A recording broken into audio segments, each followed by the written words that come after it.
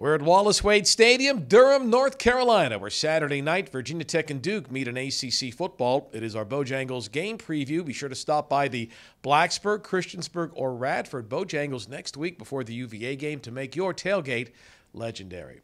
Bill Roth, Mike Burnop with you from Wallace Wade Stadium, where Saturday night the Hokies will try to snap a two-game losing streak. Mike, the open date probably comes at a good time for the Hokies, who in a way appear to be somewhat of a mash unit.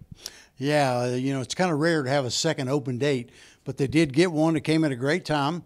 Guys have been banged up. Drones, Tootin, they've been banged up. Stephen Gosnell's have been banged up a little bit, but they had some time to get well. And if they can't get well, then the other guys are going to have to step up. Well, let's talk about that. We hope that Tootin can go tomorrow night. If he can't, what does the running back situation look like without Bashal if he can't go? If he can't go, Jeremiah Coney's going to be the first one up. Mason will be second. They'll probably get Jalen Lane back in there a little bit as well.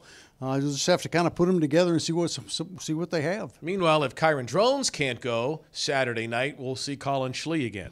Colin Schlee played really well at Syracuse, I thought, Bill. He's ready to go. He's excited. He came in against Clemson late in the game, took him down to a score. I think he's excited about the opportunity to get out there and play.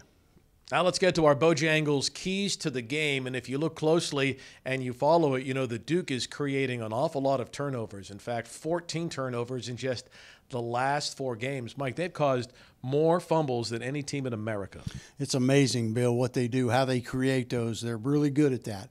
And that's the number one key. The Hokies have got to win a turnover battle. We talked about that last week against Clemson. They couldn't do it. They lost a turnover battle. They lost the game. Same thing at Syracuse. If you lose the turnover battle, you're going to probably lose the game.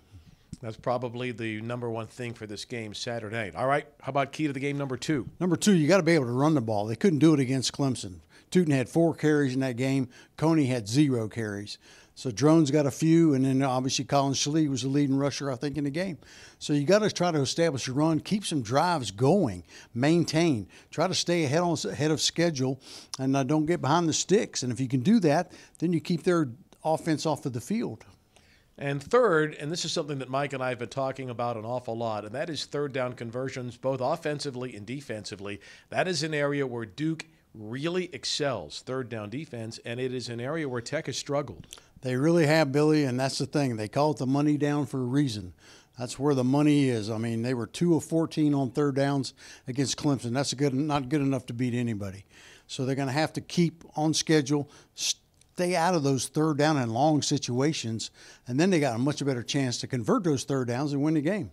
Hokies hope to become bowl eligible here on Saturday night. Our radio coverage begins on your hometown Tech Network radio affiliate at 6 o'clock Eastern Time with Mike and Zach Mackey.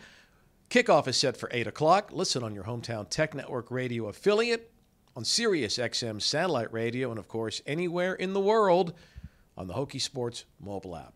Virginia Tech and Duke. It is the 31st meeting all time between the two teams. We hope you'll join us tomorrow night here from Durham.